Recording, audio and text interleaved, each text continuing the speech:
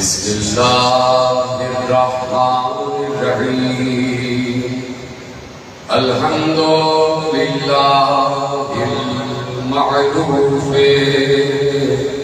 من غیر رؤیت والخالق من غیر رویت الذي لم يزل قائما دائما إذ لا سماء ذات أبراج ولا ليل داج ولا بحر صاد ولا أرض ذات مهاد ولا خلق ذو اعتماد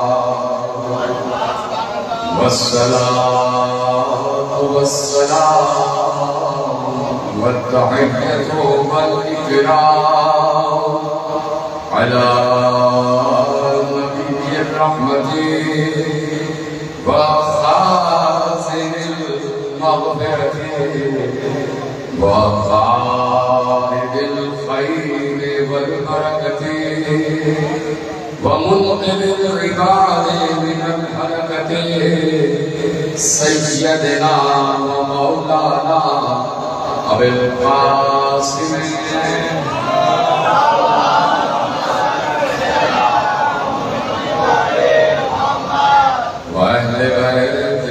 الطيبين الطاهرين المعصومين المظلومين المنتخبين المنتجبين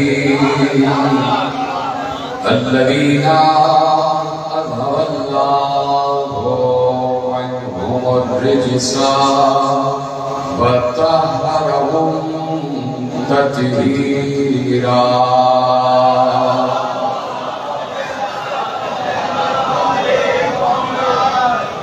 أما بعد فقد قال الله سبحانه وتعالى في محكم كتابه المجيد وفرقانه الحميد وقوله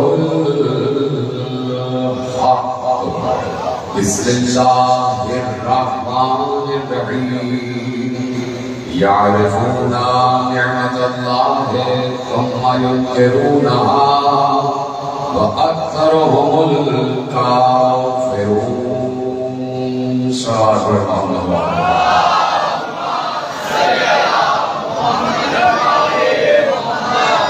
پروردگار عالم جو اس پوری کائنات کا تنہا خالق و مالک ہے، جو مسجود بھی ہے، جو رازق بھی ہے، جو خالق بھی ہے، جو رحمان بھی ہے، جو رحیم بھی ہے، جو کریم بھی ہے، جو ستار بھی ہے، جو غفار بھی ہے، جو جبار بھی ہے، جو قہار بھی ہے، جو صبور بھی ہے، جو شکور بھی ہے، جو غفور بھی ہے، جو سمیع بھی ہے، جو بصیر بھی ہے، جو لطیف بھی ہے، جو خبیر بھی ہے، جو مومن بھی ہے، جو مہیمن بھی ہے، جو عزیز بھی ہے، جو متکبر بھی ہے، جو قدوس بھی ہے، جو سلام بھی ہے، اس کا کروڑوں اربوں کھربوں بار شکر ہے، اور اس کی کروڑوں اربوں کھربوں بار حمد ہے اس بات پر کہ اس نے علی کو اپنے جیسا بنا کر خود کو خود رکھا اور علی کو علی رکھا.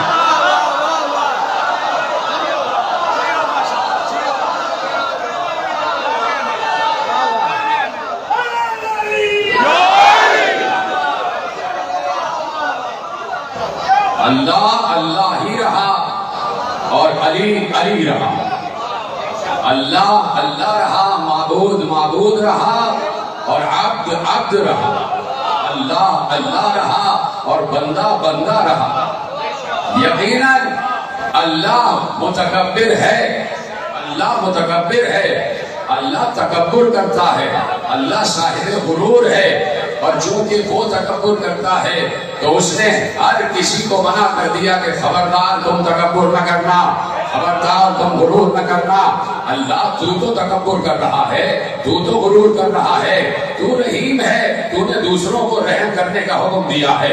یہ کیا بات ہوئی؟ ایک صفت اپنے ساتھ دوسرے کو شریک کر رہا ہے اور ایک صفت میں دوسرے کو منع کر رہا ہے، کہہ رہا ہے میں رحم کرتا ہوں تو تم بھی رحم کرو، تو پروردگار یہ بھی کہہ دے کہ میں تکبر کرتا ہوں تو تم بھی تکبر کرو۔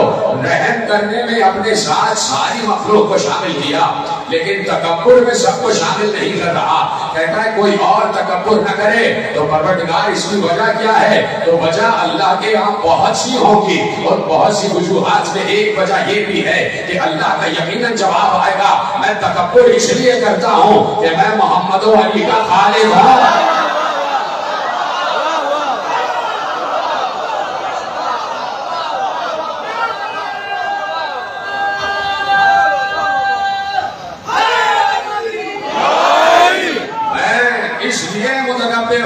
اس لیے غرور کرتا ہوں کہ میں علی کا خالق ہوں، میں نے محمد کو بنایا ہے اور تم تو اپنے جیسا کوئی نہیں بنا سکتے، اور جسے بناتے ہو وہ اتنا گھٹیا ہوتا ہے کہ ہم بھی اسے قبول نہیں کرتے۔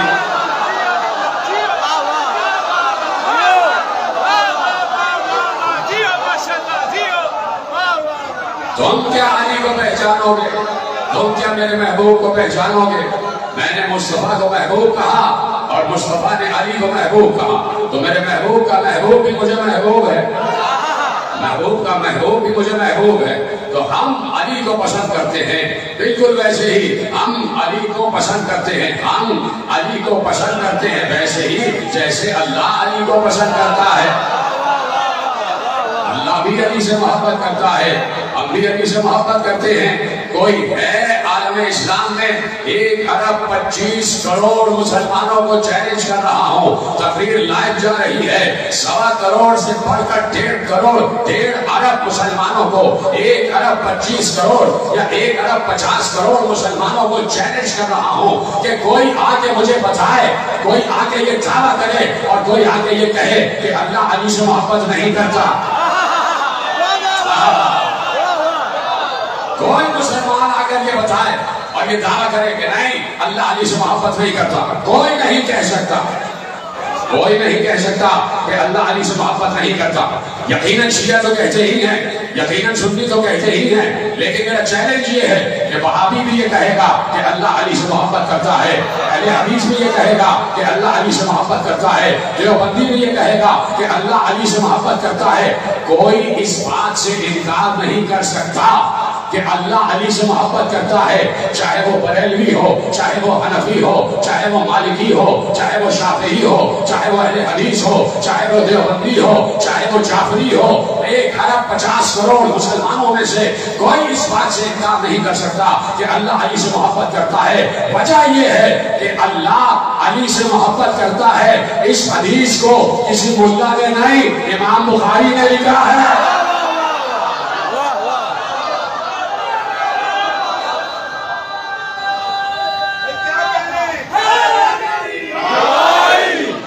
اس حدیث کو کسی مولوی یا کسی ملا نے نہیں، امام محمد ابن اسماعیل بخاری نے لکھا ہے کہ اللہ علی سے محبت کرتا ہے، اللہ علی سے محبت کرتا ہے، اور جس سے اللہ محبت کرتا ہے، جس سے اللہ محبت کرتا ہے، اس کا ذکر 5 وقت نماز میں اللہ نے واجب قرار دیا۔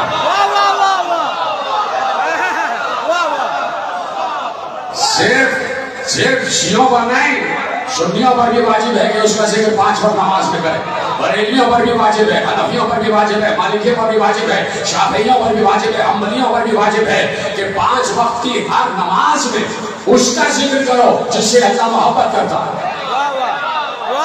بھائی اس کا ذکر کرو، اور اس کے ذکر کے بغیر کسی کی نماز قبول نہیں ہے۔ جس سے اللہ محبت کرتا ہے اس کا تذکرہ کرو، اور اگر آپ خاموش ہو گئے اور آپ کو حیرانی ہے تو آپ کی حیرانی توڑتا ہوں، آپ کی حیرانی توڑتا ہوں۔ سورہ فاتحہ، سورہ حمد، الحمدللہ رب العالمین، الحمدللہ رب العالمین، پہلا سورہ ہے سورہ فاتحہ، دوسرا سورہ ہے سورہ بقرہ، سورہ بقرہ دوسرا سورہ، سورہ بقرہ شروع ہو رہا ہے الف لام میم سے. ساتھ دیتے رہے، میرے ساتھ بولتے چلے آئے، خاموش نہ رہیے گا، میرے ساتھ بولتے چلے آئے تاکہ معلوم ہو کہ سب صاحبان قرآن بیٹھے ہوئے.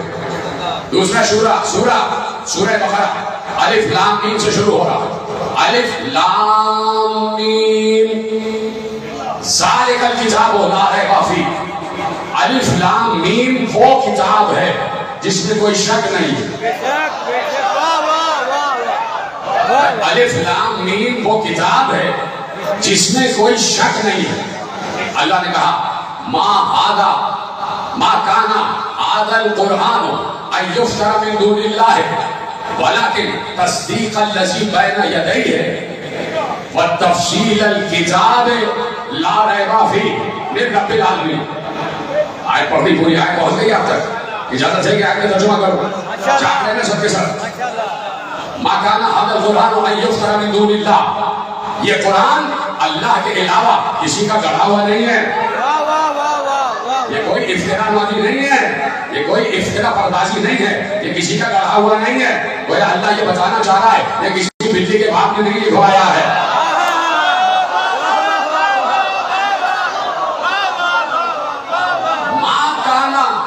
القرآن ان یفتر من دون اللہ.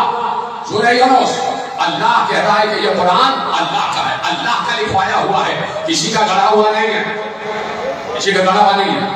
اور پھر کہا ما کان ھذا القرآن ان یفتر من دون اللہ، یہ اللہ کے علاوہ کسی کا گڑھا ہوا نہیں ہے، اللہ کا کلام ہے، اللہ کا کلام ہے. وتفصیل الکتاب بین یدیہ. اب دیکھیے اللہ نے اس قرآن کا تعارف کرایا اور عجیب انداز سے تعارف کرایا. ما کان ھذا القرآن ان یفتر من دون اللہ، اللہ کے علاوہ یہ کسی نے نہیں لکھوایا، نہ کوئی لکھوا سکتا. حالانکہ تفصیل الذی بین یدیہ، تفصیل الکتاب بین یدیہ. ہاں یہ اس سے پہلے جو کتابیں آ چکی ان کی تصدیق کرتا ہے. ولیکن تصدیق الذی بین یدیہ وتفصیل الکتاب لا ریب فیہ. پہنچ گئی آیت. یہ قرآن سنیے گا، ایک لفظ آپ کے حوالے کر رہا ہوں، یہ قرآن کسی کا گڑھا ہوا نہیں ہے. ولیکن تصدیق الذی بین یدیہ، یہ جو اس سے پہلے کتابیں آ چکی ہیں ان کی تصدیق کرتا، ان کی تصدیق کرتا. جو اس سے پہلے کتابیں آ چکی ہیں توریت، زبور، انجیل، قرآن ان کی تصدیق کرتا. بالکل صحیح ہے. قرآن توریت کی بھی تصدیق کر رہا ہے، انجیل کی بھی تصدیق کر رہا ہے اور زبور کی بھی تصدیق کر رہا ہے. ٹھیک ہے یہاں تک. اب قرآن نے اپنا تعارف آگے بڑھا ہے. وتفصیل الکتاب لا ریب فیہ. وتفصیل الکتاب اتنا آسان لگ رہا، آپ خاموش بیٹھے، بار بار کہہ رہا ہوں اس لیے کہ عربی ہی سے سمجھ جائیں.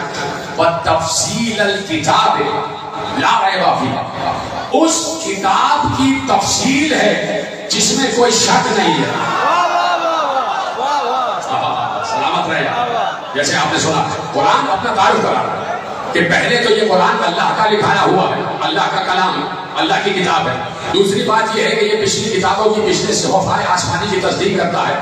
تیسری بات یہ ہے کہ یہ اس کتاب کی تفصیل ہے جس کتاب میں کوئی شک نہیں ہے، جس کتاب میں کوئی شک نہیں ہے. تو وہ کتاب کون سی ہے؟ ایک بار اللہ نے ارشاد فرمایا الف لام میم ذالک الکتاب لا ریب فیہ. الف لام میم وہ کتاب ہے جس میں کوئی شک نہیں ہے، جس میں کوئی شک نہیں ہے. الف لام میم وہ کتاب ہے، یعنی الف لام میم ایک کتاب ہے جس میں کوئی شک نہیں ہے. اب کیسے معلوم ہو کہ الف لام میم کیا ہے؟ مشکل بات تو نہیں ہے بھائی، بہت آسان باتیں کر رہا ہوں. اب کیسے معلوم ہو کہ الف لام میم کیا ہے؟ نہیں، ذرا سا جملہ پلٹ دو اگر آپ کی اجازت ہو. اب کیسے معلوم ہو کہ الف لام میم کون ہے؟ سلامت رہے آپ. اب کیسے معلوم ہو کہ الف لام میم کون ہے؟ دیکھیے جہاں سے آیت شروع ہو رہی ہے قرآن فہمی اور دورہ قرآن کا ایک طریقہ یہ بھی ہے کہ جہاں سے آیت شروع ہو رہی ہے اگر اس لفظ کو سمجھنا ہے تو پچھلا سورہ جس لفظ پہ ختم ہو رہا ہے اس لفظ کو سمجھو، اس لفظ کو سمجھو. سورہ بقرہ بہت دقیق بات کرنے جا رہا ہوں اور آپ کی تمام تر توجہات کا طالب ہوں، کہیں ادھر ادھر دماغ نہ جائے، میری طرف متوجہ رہیے گا. میں ممبر سے لطیفے پڑھنے کا عادی نہیں ہوں، آپ کو معلوم ہے، میری طرف متوجہ رہیے گا. جہاں سے کسی سورے کا پہلا آغاز ہو رہا ہے، پہلا لفظ ہے، اگر وہ سمجھ میں نہیں آ رہا تو پچھلا سورہ جس لفظ میں ختم ہو رہا ہے اس کو سمجھو، اس کو سمجھو. الف لام میم سے پہلا سورہ ہے سورہ فاتحہ. سورہ فاتحہ وہ کہاں پہ ختم ہو رہا ہے؟ وَلَلضَّالِّينَ پر. وَلَلضَّالِّينَ اس سے پہلے کیا ہے؟ آواز دی اهدنا الصراط المستقیم صراط الذین انعمت علیہم غیر المغضوب علیہم ولا الضالین. پروردگار ان کا رستہ دکھا دے جن پر تیری نعمتیں نازل ہوئی. اے جیتے رہے سلام بتائیں جیسے آپ نے سمجھا.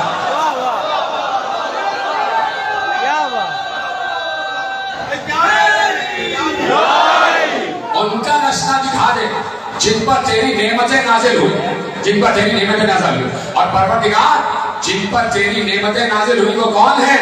وہ ہیں کہ جو مغضوب نہیں ہیں، جو ظالمین بھی نہیں ہیں، جو مغضوب بھی نہیں ہیں، اور جو بھٹکے ہوئے بھی نہیں ہیں. ایک رقم ہو رہی نا آیت، سورہ فاتحہ کی آیت یہی پر ختم ہو رہی ہے اور اس کے فوراً بعد سورہ بقرہ شروع ہو رہا. پروردگار ان کا رستہ دکھا جو مغضوب نہیں ہیں اور جو بھٹکے ہوئے بھی نہیں ہیں، جو مغضوب نہیں ہیں، جو بھٹکے ہوئے بھی نہیں ہیں. اب کیسے پتہ کریں کہ مغضوب کون نہیں ہے؟ کیسے پتہ کریں کہ کون مغضوب نہیں ہے؟ تو دیکھیے ہر چیز کی ایک ضد ہوتی ہے، ہر چیز کی ایک ضد ہوتی ہے، ہر چیز کی ایک ضد ہوتی ہے. مثلا دن کی ضد ہے رات، سچ کی ضد ہے جھوٹ، سویرے کی ضد ہے اندھیرا، حق کی ضد ہے باطل. سب چیزیں میں نے آپ کو بتا دی.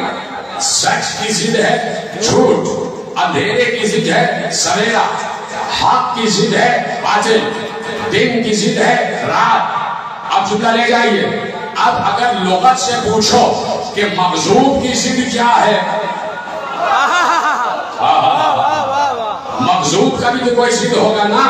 سچ کا ضد ہے جھوٹ اور جھوٹ کا ضد ہے سچ، اندھیرے کا ضد ہے سویرا اور سویرے کی ضد ہے اندھیرا، حق کی ضد ہے باطل اور باطل کی ضد ہے حق. ٹھیک ہے، دونوں ایک دوسرے کی ضد ہے. تو اب پوچھنا یہ ہے لغت سے کہ مغضوب کی ضد کیا ہے. آخری آدمی تک لغت سے میں نے پوچھا کہ مغضوب کی ضد کیا ہے تو لغت نے بتایا کہ مغضوب کی ضد ہے محبوب. نہیں آخری آدمی تک پہنچا نہیں، آگے والوں نے ساتھ دیا، پیچھے والے حضرات تک جملہ پہنچ گیا تو ہاتھ بلند کر دیں. جی سلامت رہے. مغضوب کی ضد ہے محبوب. اب ترجمہ پڑھو. جب ضد سامنے آ گئی تو ترجمہ کیا ہوا؟ مغضوب کی ضد ہے محبوب. پروردگار ان کا رستہ دکھا جو مغضوب نہیں ہے. تو دوسرے الفاظ میں کیا کہہ سکتے ہیں؟ پروردگار ان کا رستہ دکھا جو محبوب ہے. بھائی کہاں بیٹھے آپ؟ یعنی ان کا رستہ دکھا جو تیرے محبوب ہے اور جو بھٹکے ہوئے بھی نہیں ہیں، جو بھٹکے ہوئے بھی نہیں ہیں. تو پروردگار ہم کو یہ تو معلوم ہو گیا کہ مغضوب کی ضد ہے محبوب، مغضوب کی ضد ہے محبوب. تو پروردگار اب ذرا یہ بھی بتا دے کہ تیرے محبوب کون ہے، تیرا محبوب کون ہے، تیرے محبوب کون ہے. بات سمجھ میں آ گئی کہ پروردگار ان کا رستہ دکھا جو تیرے محبوب ہے، جو راہ سے بھٹکے ہوئے بھی نہیں ہے، جو صراط مستقیم سے بھٹکے ہوئے بھی نہیں ہے، جو تیرے محبوب ہیں ان کا رستہ دکھا دے. یعنی 5 وقت ہر شیعہ سنی کو یہ فاتحہ میں آیت پڑھنی ہے. 5 وقت ہر مسلک سے تعلق رکھنے والے کو سورہ فاتحہ کی آیت پڑھنا واجب ہے. اس کے بغیر کسی کی نماز قبول نہیں ہوتی، اس کے بغیر کسی کی نماز کامل نہیں ہوتی. چاہے شیعہ ہو چاہے سنی ہو، اسے سورہ فاتحہ پڑھنا ہی پڑھنا ہے. اور سورہ فاتحہ میں یہ آیت پڑھنا ہی پڑھنا ہے. غیر المغضوب علیہم ولا الضالین. تو غیر المغضوب کون ہے؟ جو اللہ کا محبوب ہوگا. اب جب بات معلوم ہو گئی کہ مغضوب وہ نہیں ہوتا جو محبوب ہوتا ہے اور محبوب وہ نہیں ہوتا جو مغضوب ہوتا ہے، تو پروردگار آپ صرف یہ بتا دے کہ تیرا محبوب کون ہے، تیرا محبوب کون ہے. ایک بات میں اپنے مسلک کی بات نہیں کر رہا. امام اسماعیل بخاری نے حدیث لکھی، روایت لکھی کہ پیغمبر نے کہا کل علم دوں گا مرد کو.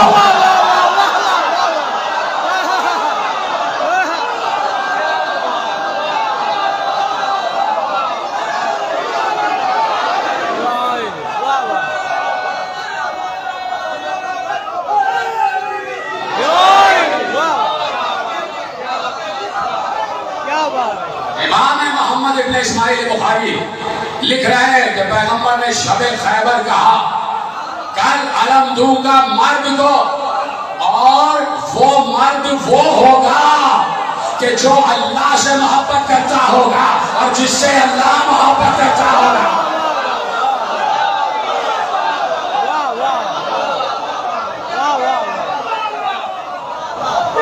رجل وہ ہوگا کہ وہ اللہ اور رسول سے محبت کرتا ہوگا اور اللہ اور رسول اس سے محبت کرتے ہوں گے.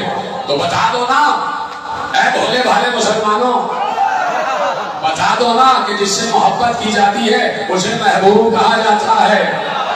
تو جو محبوب ہوتا ہے وہ مقصود نہیں ہوتا. تو اب اس کا رستہ دکھا دے جو تیرا محبوب ہے.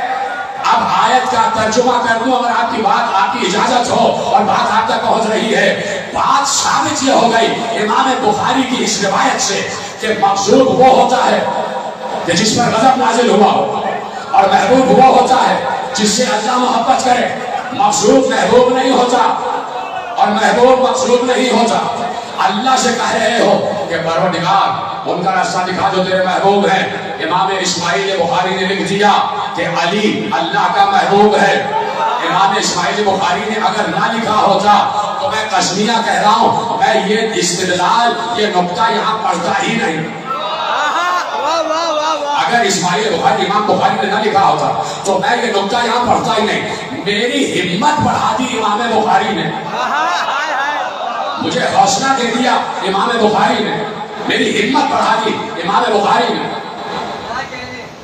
اور انہوں نے کہا کہ علی وہ ہے جس سے اللہ محبت کرتا، یعنی علی اللہ کا محبوب ہے. امام بخاری نے، جملہ ضائع نہ ہو، امام بخاری نے یہ بات طے کر دی کہ علی اللہ کا محبوب ہے.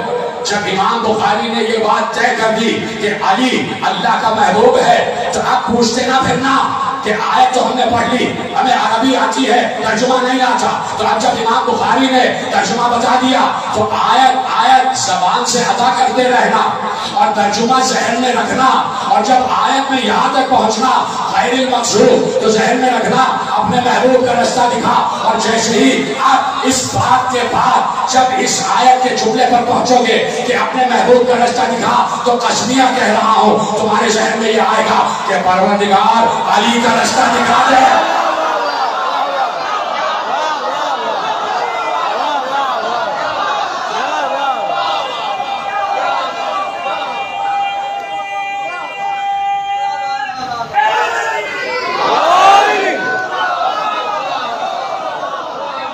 اب دعوے سے کہہ رہا ہوں کہ جب امام بخاری نے لکھ دیا تو اب سب کے ذہن میں ترجمہ آئے گا کہ پروردگار علی کا رستہ دکھا دے.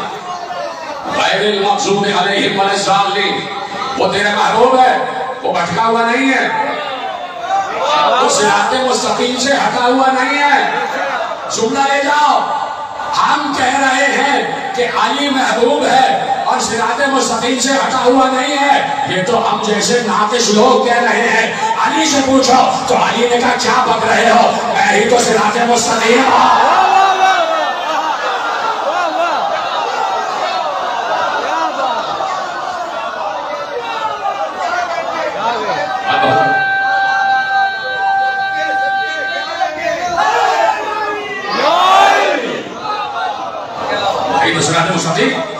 علی اللہ کا محبوب ہے. اب ہے آپ کا امتحان کہ آپ بھول گئے یا آپ کو یاد ہے کہ میں کہاں سے موڑا تھا اس استدلال کی طرف. اہدنا الصراط المستقیم صراط الذین انعمت علیہم غیر المغضوب علیہم ولا الضالین.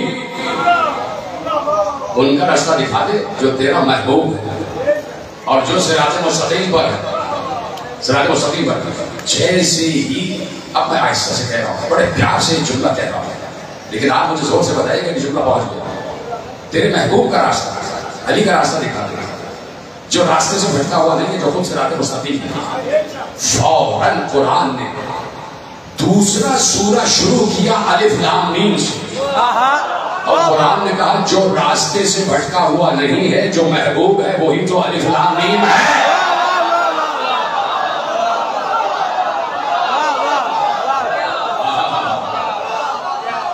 ذالک الکتاب لا ریب فی الف لام میم وہ کتاب ہے جس میں کوئی شک نہیں ہے.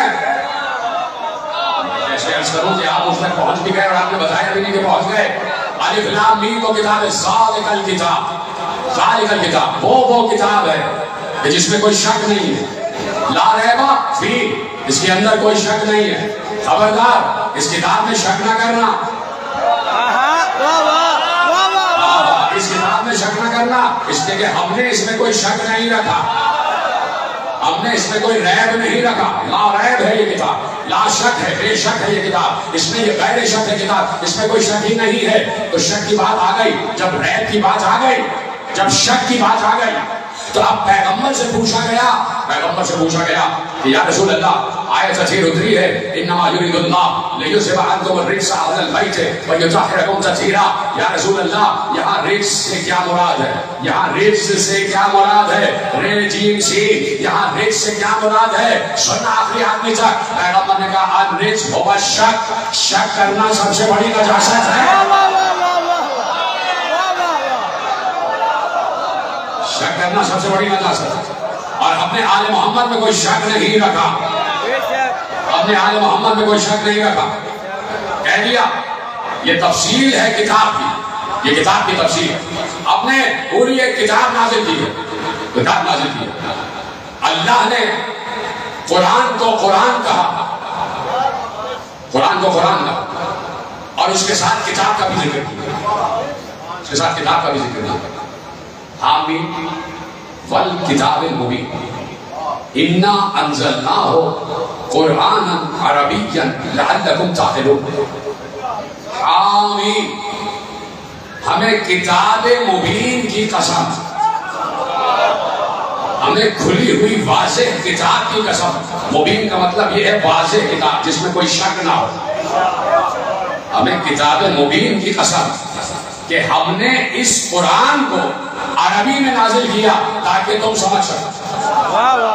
اگر قرآن سے مراد کتاب ہی ہے تو پھر کتاب کا لفظ الگ کیوں رکھا، قرآن کا لفظ الگ کیوں رکھا؟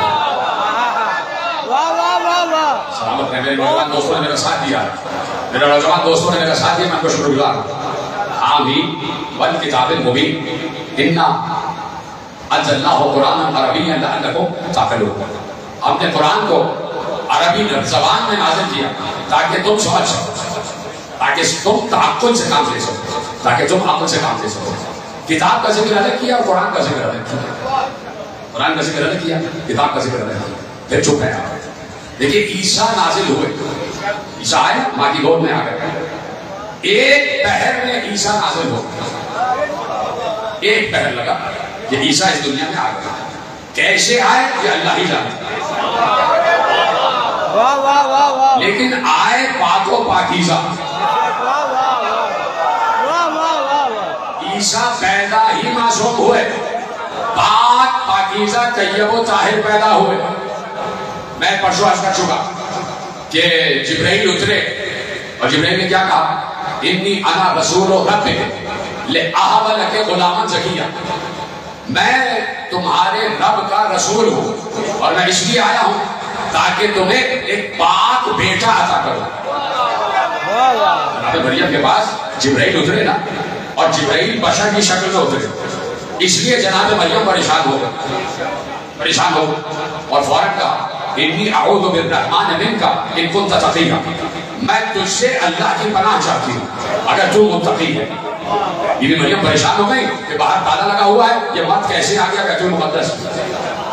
تو فوراً جناب جبریل نے پریشانی کو حل کیا. انی انا رسول ربک لأہب لک غلاما زکیا. میں تمہارے رب کی طرف سے رسول بنا کر بھیجا گیا تاکہ تمہیں ایک پاک بیٹا عطا کروں، تاکہ تمہیں ایک پاک بیٹا عطا کروں. جبریل بیٹا دے سکتا ہے، عزیر بیٹے نہیں دے سکتا.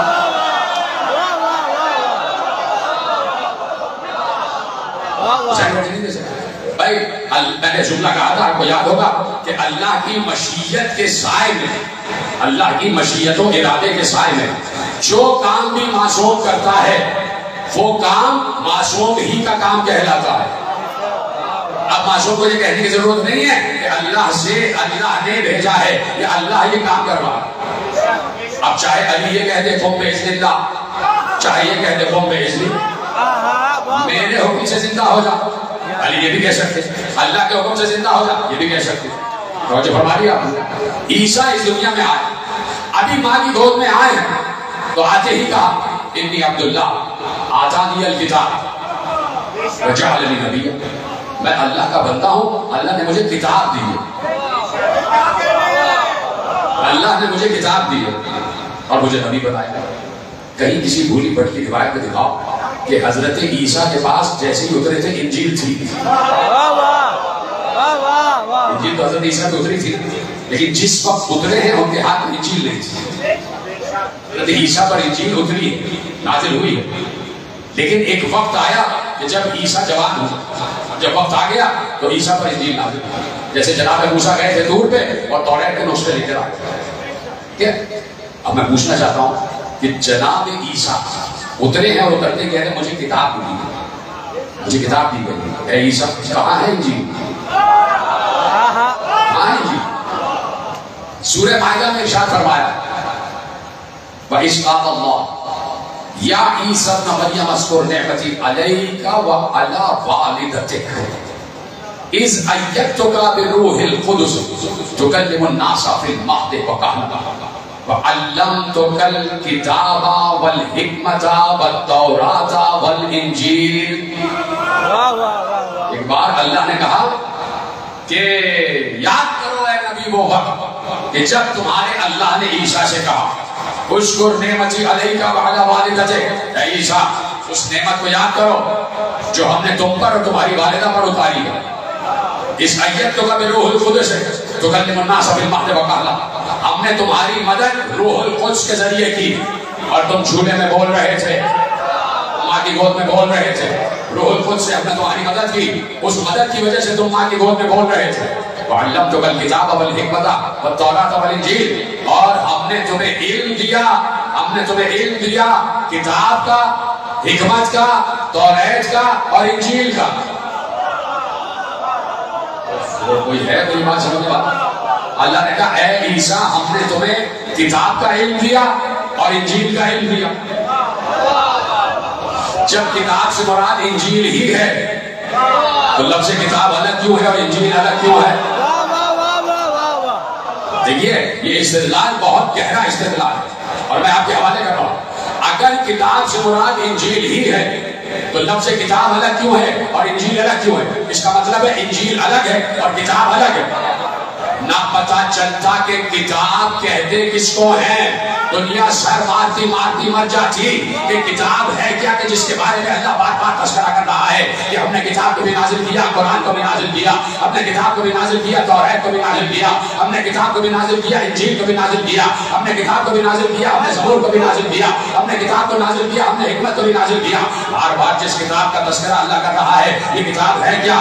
ثابت ہو گیا یہ کتاب انجیل سے ہٹ کر ہے، یہ کتاب توریت سے ہٹ کر ہے، یہ کتاب زبور سے ہٹ کر ہے، یہ کتاب قرآن سے ہٹ کر ہے. تو کیسے معلوم ہو یہ کتاب کیا ہے؟ نہ پتا چلتا دنیا کو. دنیا سر مارتی مارتی مر جاتی اگر حسین ابن علی شب عرفہ کی دعا میں کتاب کی تشریح نہ کرتے. ایک بار حسین ابن علی نے شب عرفہ کی دعا میں جا کے پڑھ لینا. شب عرفہ کی دعا میں حسین ابن علی نے دعا مانگتے مانگتے کہا پروردگار میں تجھ سے تیرے اس اسم کا واسطہ دیتا ہوں جس اسم کے ذریعے عیسیٰ مردوں کو زندہ کر رہے تھے.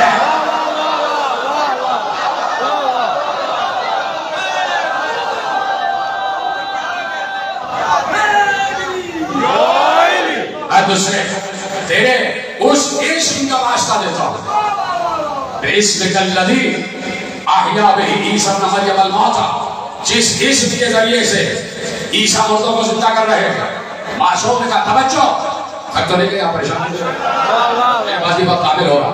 بھائی معصوم نے کہا عیسیٰ جس وجہ سے جھولے پہ کلام کر رہے تھے، عیسیٰ جس وجہ سے مردوں کو زندہ کر رہے تھے، عیسیٰ جس وجہ سے نابیناؤں کو بینائی دے رہے تھے، عیسیٰ جس وجہ سے کوڑیوں کو بیماروں کو شفا دے رہے تھے، عیسیٰ کے پاس اسم اعظم تھا اور اسی اسم اعظم کو کتاب کہا جاتا ہے. وہی اسم اعظم کتاب کہلاتا ہے. تو عیسیٰ نے کہا مجھے اسم اعظم ملا ہے، جس کی وجہ سے میں جھولے میں بول رہا ہوں. علی سے پوچھا گیا کیا ایسا واقعہ ہے کہ ایسی بات ہے؟ ہاں، اللہ نے ہر نبی کو اسم اعظم دیا. اسم اعظم کے بغیر کوئی نبی اس دنیا میں نہیں اترا. آدم کو ایک اسم ملا، کسی نبی کو ایک اسم ملا، کسی کو 15 اسم ملے، کسی کو 22 اسم ملے، کسی کو 25 اسم ملے، اس سے زیادہ کسی کو نہیں ملے.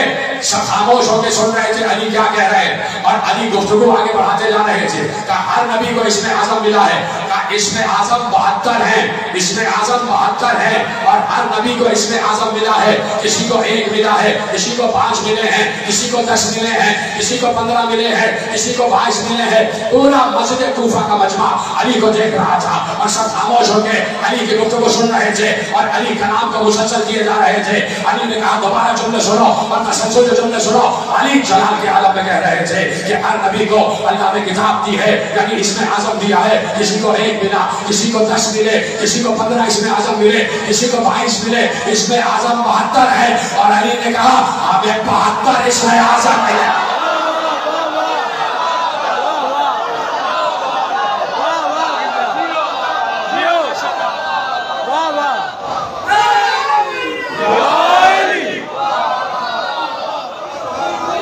ہمیں 72 کا علم دیا.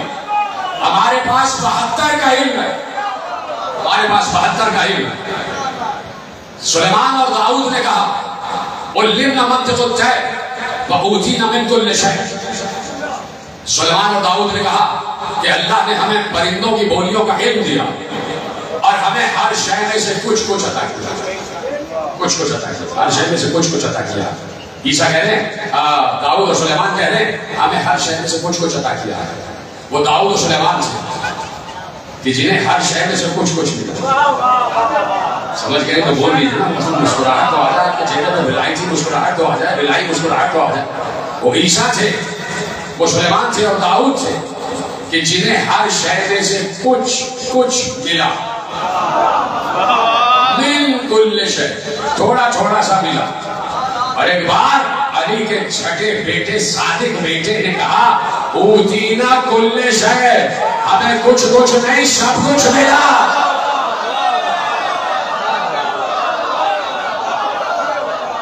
ہمیں کچھ نہیں، ہمیں سب کچھ ملا.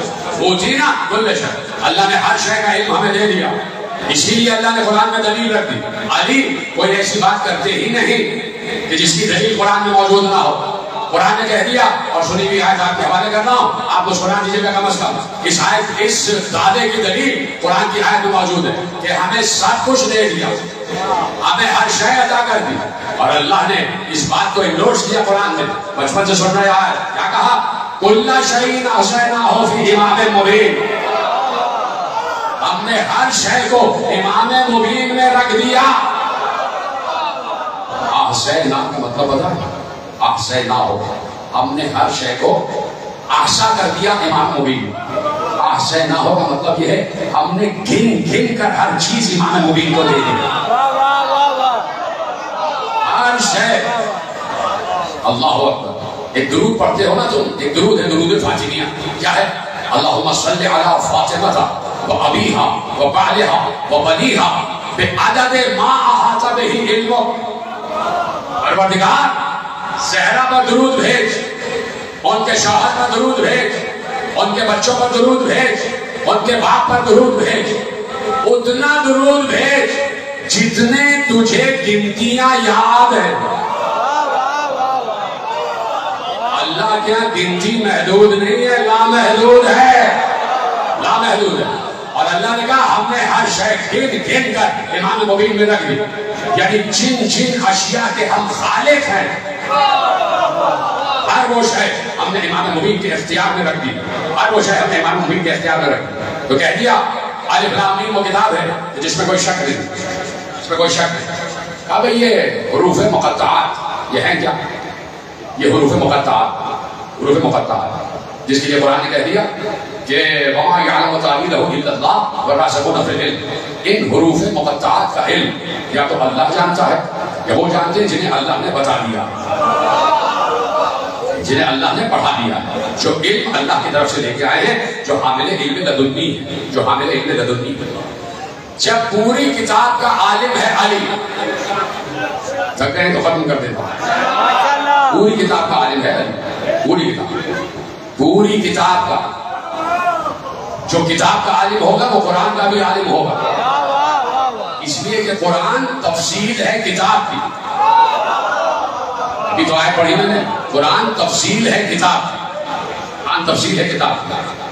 تو اب قرآن نے کہہ دیا وَيَقُولُ الَّذِينَ كَفَرُوا لَسْتَ مُرْسَلًا، یہ کافر آ کے آپ کے پاس کہتے ہیں کہ آپ رسول نہیں ہیں۔ یہ کافر آپ کے پاس آ کے کہتے ہیں آپ رسول نہیں ہیں۔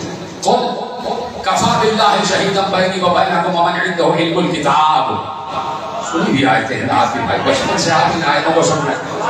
یہ کافر آپ کے پاس آ کے کہتے ہیں کہ آپ رسول نہیں ہیں، ان سے کہہ دیجئے میری رسالت پر 2 گواہ کافی ہیں۔ سلامت رہے، آپ پہنچ گئے، آپ پہنچے آپ۔ میں نے کہا تھا یہ آیت آپ کو سنی ہوئی ہے۔ قل ان سے کہہ دیجئے کفا باللہ شہیدن بینی و بینکم ومن عنده علم الکتاب، ان سے کہہ دیجئے اے کافرو، تو مجھے کہتے ہو کہ میں رسول نہیں ہوں، میری رسالت پر 2 گواہ کافی ہیں، 2 گواہ کافی ہیں، ایک اللہ اور ایک وہ جو پوری کتاب کا عالم ہے۔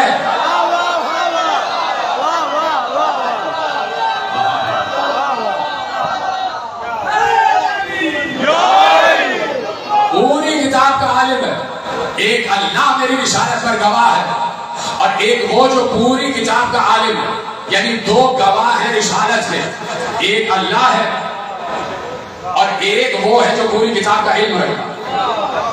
یعنی اگر پوچھا جائے کہ بھائی رسول ہے تو گواہی کے لیے 2 آئیں گے، 2 آئیں گے، اور 2 اتنے سچے آنے چاہیے۔ میں نے پوز دیا ہے جان بوجھ کر، میں نے توقف کیا ہے جان بوجھ کر۔ 2 گواہ آئیں گے، جب کوئی پوچھے گا کہ مصطفیٰ رسول ہیں تو 2 گواہ آئیں گے، 2 گواہ، دونوں برابر کے ہونا لازمی ہے۔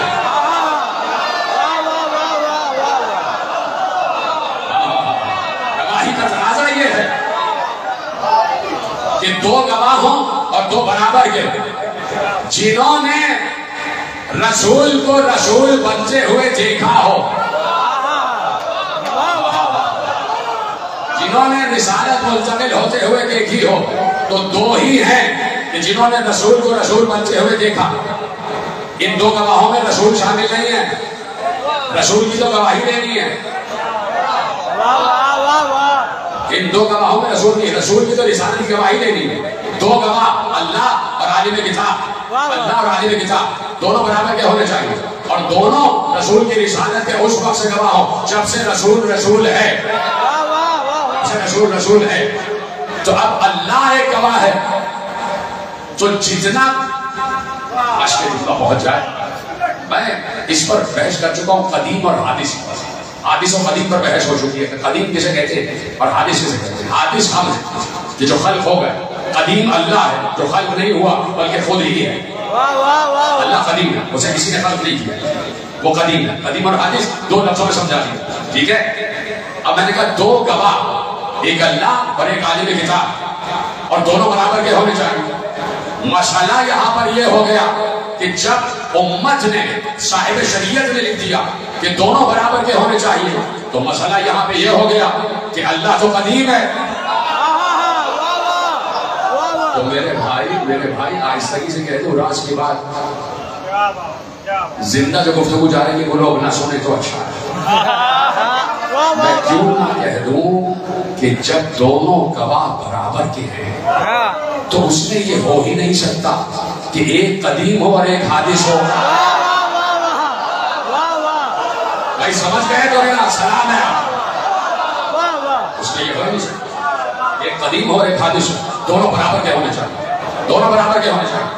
عالم کتاب اور اللہ، جب پڑھو فصول المہمہ، عالم اہل سنت سے جب پوچھا گیا کہ وہ کون ہے جو پوری کتاب کا علم رکھتا ہے، انہوں نے کہا ہوا علی بن ابی طالب۔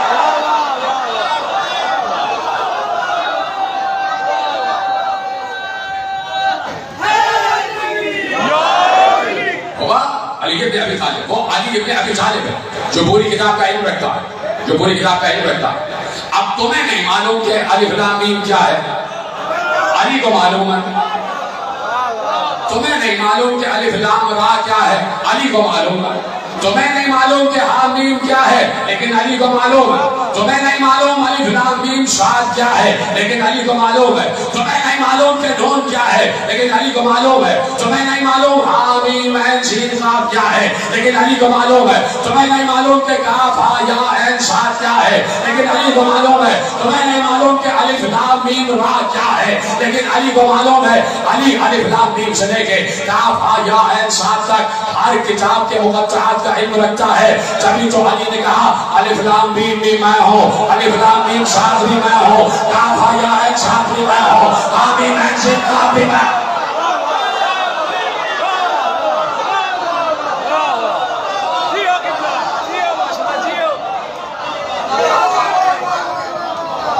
اب یہ بات تو ہو گئی علی کی، کچھ مانتے ہیں کچھ نہیں مانتے۔ میں بوجھ نہیں ڈالتا لوگوں پہ کہ زبردستی کہوں کہ میرا نقطہ نظر مانو، سمجھ میں آ جائے مان لو، نہ سمجھ میں آئے انکار نہیں کرنا، علی کی طرف بھیج دینا، علی کی طرف دعا کرنا علی سے کہ یا علی مجھے ان کی یہ بات سمجھ میں نہیں آئی، اگر یہ سچ کہہ رہے ہیں تو مجھے سمجھا دیجیے۔ فَإِن تَنَازَعْتُمْ فِي شَيْءٍ فَرُدُّوهُ إِلَى اللَّهِ وَالرَّسُولِ، قرآن کہہ رہا ہے اطیعوا اللہ واطیعوا الرسول وأولی الأمر منکم فَإِن تَنَازَعْتُمْ فِي شَيْءٍ فَرُدُّوهُ إِلَى اللَّهِ وَالرَّسُولِ، اطاعت کرو اللہ کی، رسول کی اور اولی الامر کی۔ اور اگر تمہارے درمیان کسی بات میں جھگڑا ہو جائے، تنازع ہو جائے، شک میں پڑ جاؤ، تو اس جھگڑے کو اللہ اور اس کے رسول کی طرف منتقل کر دینا، ان سے فیصلہ لے لینا۔ میری بات سمجھ میں آئے تو میں ڈنڈے کے زور پر فضائل منوانے کا عادی نہیں ہوں۔ میں کبھی یہ نہیں کہتا کہ فلانا حلال زیادہ ہے اور فلانا، یہاں جتنے بیٹھے سب حلال زیادہ، اس لیے کہ سب من تو مولا کو مانتے ہیں۔ بس فرق یہ ہے کہ کوئی سلمان ہے، کوئی ابو ذر ہے، کوئی عمار ہے، کوئی مقداد ہے، فرق صرف یہ ہے۔ ایمان کے اور معرفت کے درجوں میں فرق ہے، کسی کو جلدی سمجھ میں آتا ہے، کسی کو بعد میں سمجھ میں آتا ہے۔ تو میرا استدلال اگر سمجھ میں آ جائے تو قبول کر لینا، نہ سمجھ میں آئے تو یہاں سے سننا، یہاں سے نکال لینا اور علی کے حوالے کر دینا۔ تو اب یہ تو علی کی بات ہے، کیا کروں وقت اتنی جلدی کامل ہو گیا، چلیے کل عرض کر دوں گا کیونکہ مجھے اٹھوالا پہنچنا۔ ایک جملے میں بس میں بات کامل کر دیتا ہوں، آپ کی اجازت سے۔ یہ بات تو علی کی بات ہے کہ علی بتا رہے ہیں، علی نے خطبہ طارق میں بھی بتایا، خطبۃ البیان میں بھی بتایا، ہر چیز میں علی نے بتایا۔ لیکن عام انسان یہ کہتا ہے کہ ہمیں نہیں یقین ان خطبوں پر، تو جسے یقین نہیں تھا خطبہ کو، اس نے ان حروف مقطعات کو گنا، ان حروف مقطعات کو گنا، یہ جتنے میں نے آپ کے سامنے پیش کیے سب کو گنا، اور اس نے گننے کا طریقہ یہ نکالا، ایک عالم گزرا ہوا تھا، اس نے گننے کا طریقہ یہ نکالا کہ سارے حروف مقطعات لکھے، اور لکھنے کے بعد جتنے حروف مکرر آ رہے تھے، ڈبل ہو رہے تھے، مکرر آ رہے تھے، بار بار آ رہے تھے، ان حروف کو ہٹایا، ان حروف کو ہٹا کے جو بار بار آ رہے تھے ان کو ایک دفعہ لیا، جو 3 مرتبہ آ رہے تھے ان کو ایک دفعہ لیا، جو 2 مرتبہ آ رہے تھے ان کو ایک دفعہ لیا، جو حروف۔ تو اس نے سارے حروف مقطعات کو گنا، مکررات کو ہٹایا، تو وہ حیران ہو گئے جتنے حروف بچ رہے تھے ان کی تعداد 14 تھی۔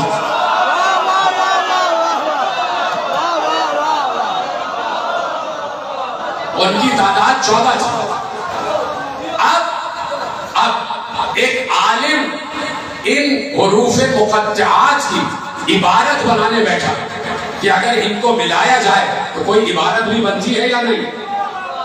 ایک عالم عبارت بنانے بیٹھا کہ ان تمام حروف مقطعات کو ملایا جائے تو کوئی عبارت بنتی ہے یا نہیں۔ اس نے حساب لگایا 87 ارب 76 کروڑ 81 لاکھ 92 ہزار اور 200 عبارتیں بنی۔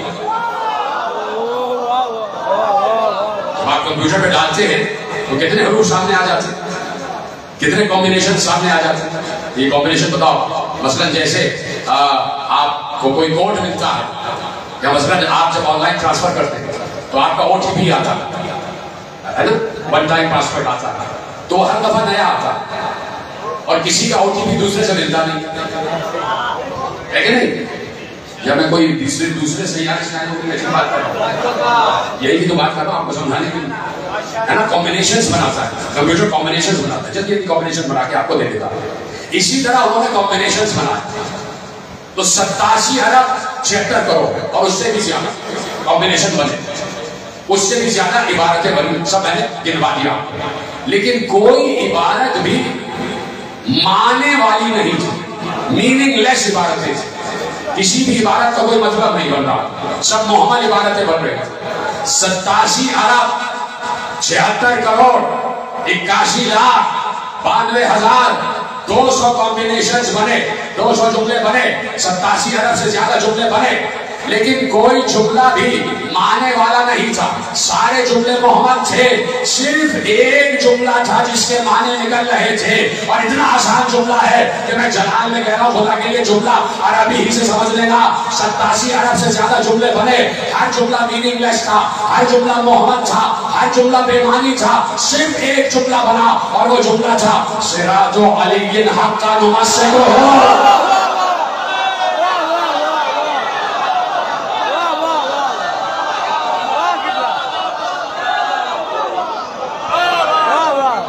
سراج علی حق کا نمسک ہو، صرف ایک جملہ بنا کام کا معنی والا، اور اس کا مطلب یہ تھا کہ علی کا راستہ حق ہے، اسی راستے پر چلو، اسی راستے سے متمسک ہو جاؤ۔ تو ہم سینہ ٹھوک کر کہتے ہیں کہ ہم علی کے راستے پر ہیں، علی کے راستے پر۔ جو علی کے راستے پر نہیں تھا، جو علی کے راستے پر نہیں تھا، وہ کربلا میں حسین کا دشمن تھا، کربلا میں حسین کا دشمن تھا۔ حسین نے یہی کہا کیوں مار رہے ہو مجھے، میں نے تمہارا کیا بگاڑا؟ کہا تم سے نہیں، تمہارے باپ سے دشمنی ہے، بغض ابی، تمہارے باپ سے دشمنی، علی سے دشمنی، قتل معصوم تک لیا، قتل معصوم تک لیا۔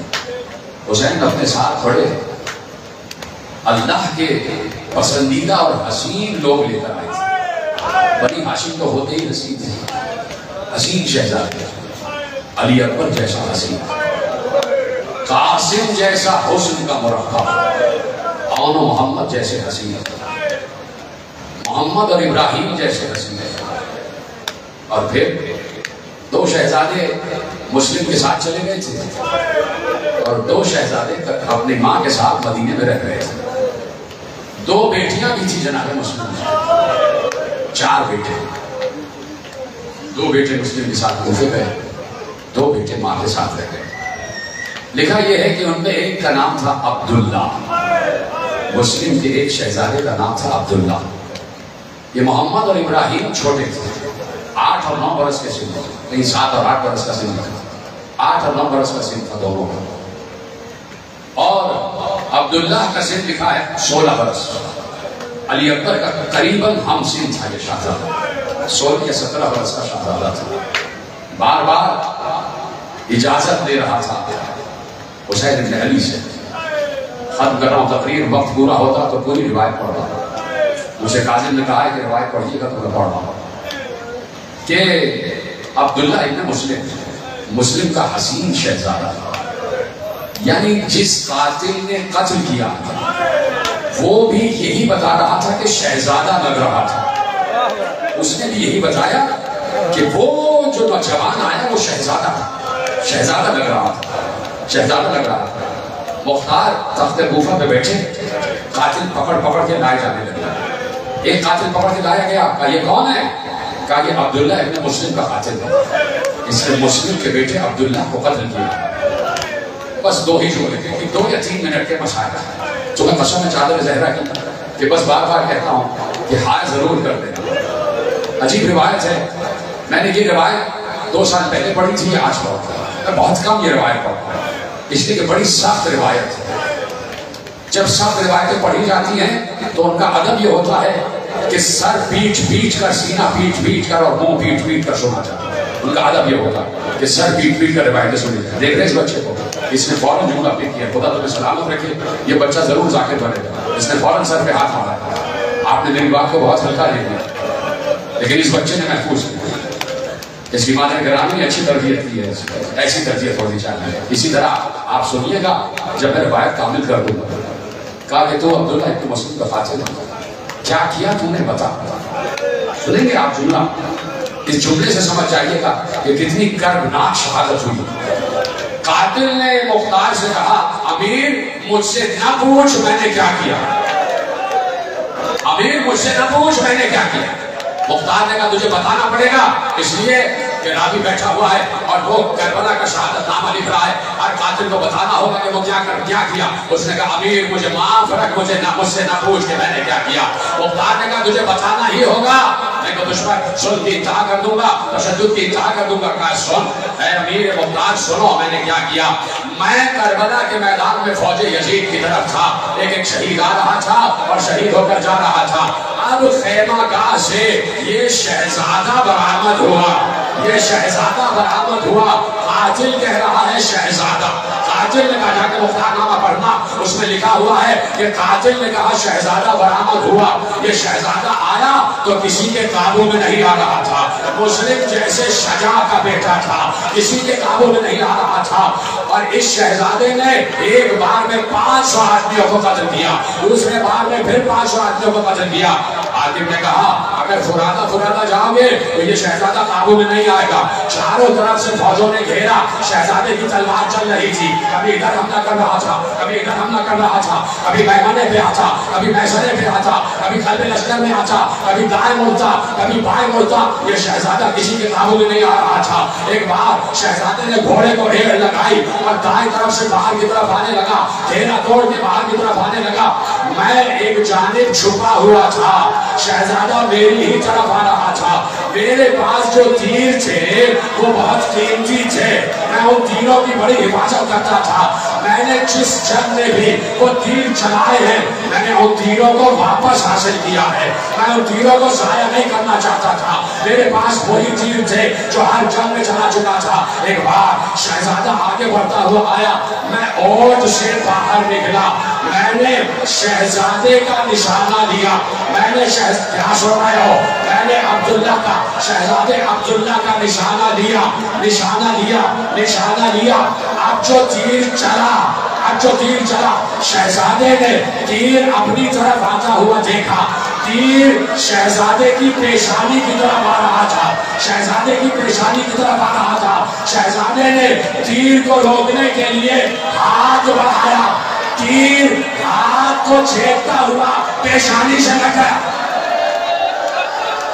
تیر ہاتھ میں سوراخ کرتا ہوا پیشانی سے لگ گیا اور پیشانی سے بے بس ہو گیا۔ شہزادے نے چاہا کہ تیر کو نکالے، ایسے میں نے دوسرا تیر چلایا۔ شہزادہ اس تیر کو نکالنے کے لیے ذرا سا جھکا، جب جھکا تو یہ تیر شہزادے کے سینے میں لگا۔ شہزادہ گھوڑے سے زمین پر آ گیا، گر گیا، گھوڑے سے زمین پر آ گیا، تڑپ رہا تھا۔ میں آگے بڑھا، مجھے اپنے تیر واپس چاہیے تھے۔ کیا سن رہے ہو، سر پہ ہاتھ مارو، مجھے اپنے تیر واپس چاہیے تھے۔ میں آگے بڑھا، میں نے پہلے سینے والا تیر نکالا، میں نے گھسیٹ کا تیر نکالا، سینے میں سوراخ ہو چکا تھا۔ میں نے وہ تیر اپنی کمان میں رکھ لیا۔ اب میں دوسرے تیر کو نکالنے کے لیے ذرا سا آگے بڑھا، بس آخری جملہ ہے تقریر کا، کہا وہ تیر جو پیشانی میں لگا ہوا تھا اور شہزادے کا ہاتھ پیشانی سے پیوست تھا، وہ تیر میں نے پکڑا، اس تیر کو کھینچنا چاہا، وہ تیر نکل نہیں رہا تھا، وہ تیر باہر نہیں آ رہا تھا۔ اب میں نے تیر کو ہلانا شروع کیا، تیر باہر نہیں آیا۔